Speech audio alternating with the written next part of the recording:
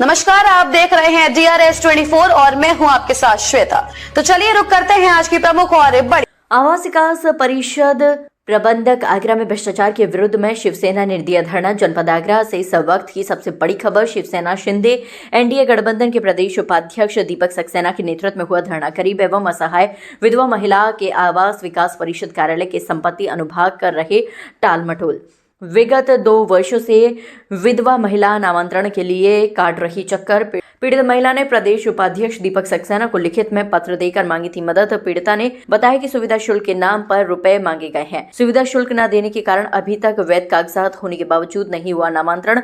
महिला ने अधिकारियों पर आरोप लगाते हुए कहा कि अन्य मामले का 21 दिनों में हो गया था नामांतरण। मैं गरीब हूँ, मैंने सुविधा शुल्क नहीं दिया तो नहीं किया नामांतरण।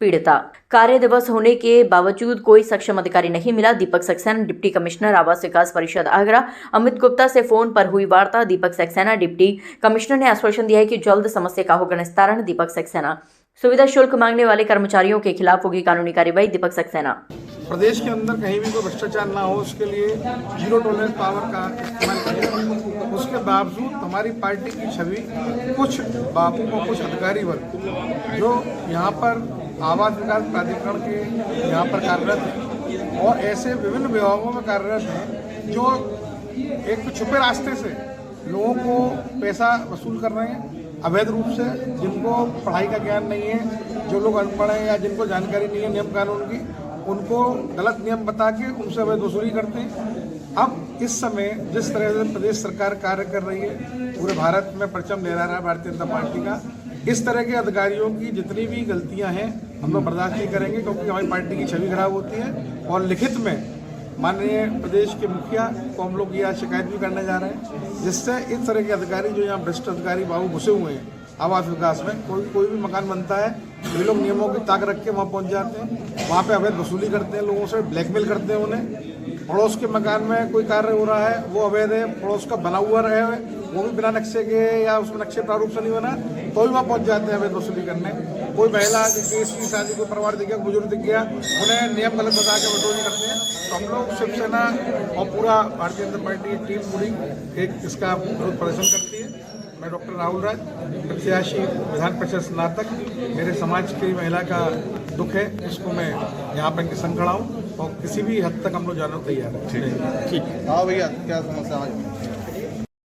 भावना पुल श्रेष्ठ है, क्या समस्या आप यहाँ? मेरी समस्या ये है कि मेरे को अपने मकान की रजिस्ट्री करानी थी, ठीक है ना, जो मेरी दादी के नाम से था, लेकिन उसको मेरी दादी ने रजिस्टर्ड वसीयत के तौर पर मेरी माँ के नाम पे कर दिया और वो एक्सपायर हो गई, ठीक है ना। और उसके बाद में फिर मैंने रजिस्ट्री कराने की विचार किया, तो मैं रजिस्ट्री के लिए ऑफिस गई, ठीक है ना। वहाँ पर मुझे पैसा बताया गया कि मेरा पैसा निकल रहा है, लेकिन जो भी मेरे पास में लेटर आया उसके बतौर पर मैंने 2500 का अमाउंट के साथ में मैंने 3000 रुपया जमा किया है। और उसके बाद में मेरा कोई भी पेमेंट इनके ऊपर ड्यू, मतलब मेरे ऊपर इनका कोई पेमेंट ड्यू नहीं निकल रहा है। लेकिन जब मैं कागज़ लेकर के ऑफिस पहुंची तो इनका मानना था कि 1.5 लाख रुपया मेरे ऊपर निकाला गया, ठीक है ना। और उस 1.5 लाख की मैंने इनसे हज़ारों बार पूछी कि ये 1.5 लाख रुपए मेरे ऊपर किस चीज़ का निकाला गया है, उसके बारे में मुझे बताइए। लेकिन इन्होंने कुछ भी नहीं बताते हुए सिर्फ ये कहा कि आपके ऊपर ड्यूज निकल रहा है, आपका मकान कैंसिल हो गया, ये है वो है, तो उस तौर पर आपको देना पड़ेगा। फिर इनका कहना था, जब मैंने लगातार चक्कर काटे तो उनका मानना था, अधिकारियों ने बोला या बाबुओं ने बोला कि आप ना 90,000 दे दीजिए, आपका काम 90,000 में हो जाएगा।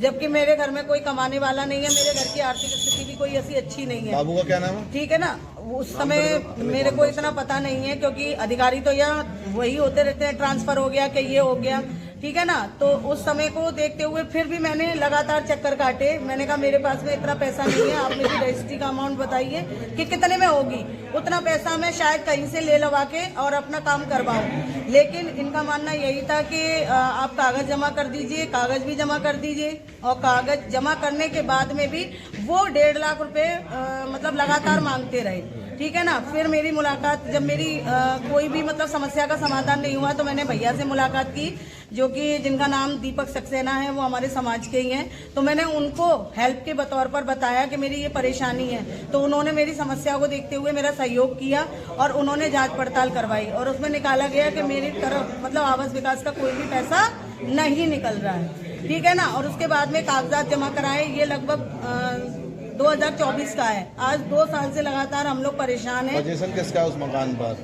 घर पर? हमारा ही है। हाँ, सिर्फ रजिस्ट्री नहीं हो रही है ना, तो वो कराना है और उसके लिए लगातार मुझे 2 साल से यहाँ पर चक्कर कटवाए जा रहे हैं और मेरा कोई भी काम की सुनवाई नहीं हो रही है। ठीक है ना, तो मैं यही चाहती हूँ, आप मेरे घर में कोई भी नहीं है, ठीक है ना, मेरी माँ है, मेरे फादर है नहीं है, अगर इनको भी कुछ हो जाता है तो क्या अधिकारी लोग जिम्मेदारी लेंगे इस चीज की? कि कल को मेरे साथ में कोई हादसा करके ये लोग तो यही कह देंगे कि आपका मकान नहीं है, आप निकल के सड़क पे खड़े हो जाओ। उस समय पे कौन सा अधिकारी हमारा बचाव करने के लिए आएगा? तो मुझे इस चीज के लिए आज इंसाफ चाहिए और मैं यही चाहती हूँ कि मेरी जो समस्या है उसका कहीं ना कहीं जल्दी से जल्दी समाधान किया जाए।